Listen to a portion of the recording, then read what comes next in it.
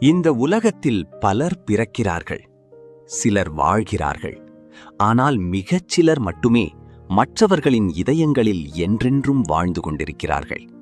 அப்படிப்பட்ட ஒரு தெய்வீக ஆன்மாதான் அன்னை தெரசா.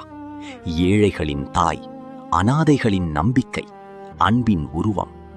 இன்று நாம் பார்க்கப் போவது மனிதநேயத்தின் சின்னமாக வாழ்ந்த அன்னை தெரசாவின் உண்மையான வாழ்க்கை பயணம்.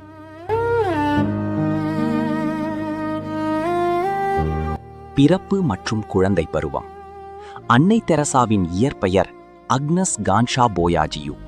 அவர் 1910ஆம் ஆண்டு ஆகஸ்ட் 26ஆம் தேதி மெசிடோனியாவின் ஸ்கோப்ஜே என்ற நகரத்தில் பிறந்தார். சிறு வயதிலிருந்தே அவர் மிகவும் அமைதியான குழந்தை.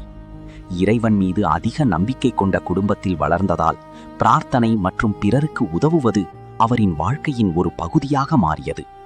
அவருக்கு வெறும் 12 வயதாக இருந்தபோது நான் ஏழைகளுக்காக வாழ வேண்டும் என்ற அழைப்பு உள்ளத்தில் எழுந்தது. அது ஒரு சாதாரண எண்ணம் அல்ல, அது உலகையே மாற்றப்போகும் விதி.